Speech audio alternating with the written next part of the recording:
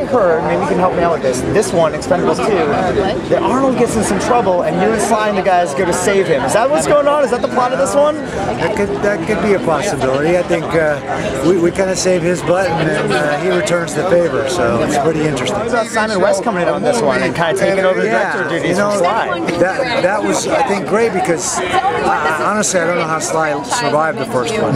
Wearing all the hats he was wearing, being in front of the camera, behind the camera, running 3 units, doing all the rewrites as the writer.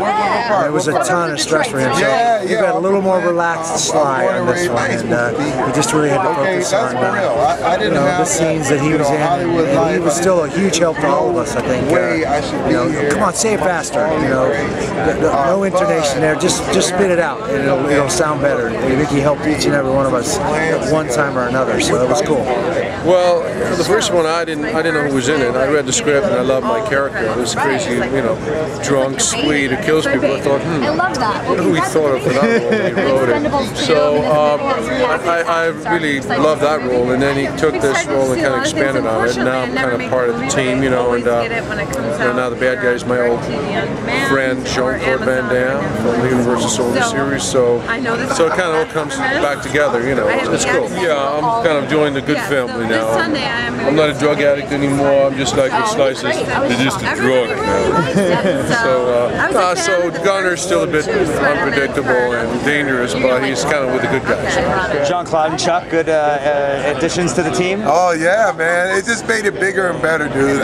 One thing I look at when you look at those guys, Chuck Norris is the guy who fought Bruce Lee in one of my favorite action movies of all time, Enter the Dragon. You know what I mean? You look back at Chuck and you go, wow, this is like a piece of, you just touch him, you're like, the fabric of action movies is right here. And then you look at Jean-Claude, the guy who, you just see him as one of the superstars in French and Belgium action film, and what Europe stands for in action place.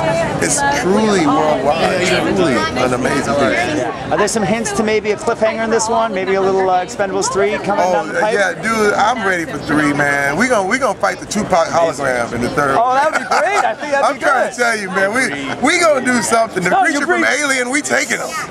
Bruce Lee hologram. That's what you gotta do. Dude. We're gonna bring them all back on the hologram. Yeah. We're gonna fight them. Let me tell you something. You can always go bigger. This is one thing I realized because at first you think, how can we get bigger?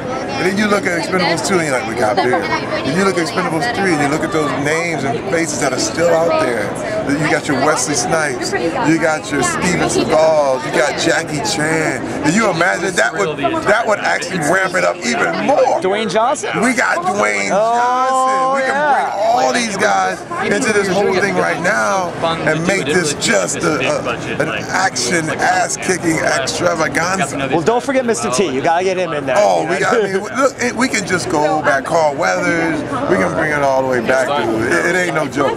It's one of those things that Jami Foxx. We can bring him into it. There's no stopping it. Anybody who wants to be down and is ready to come in, there's a space for you, man. It can get bigger.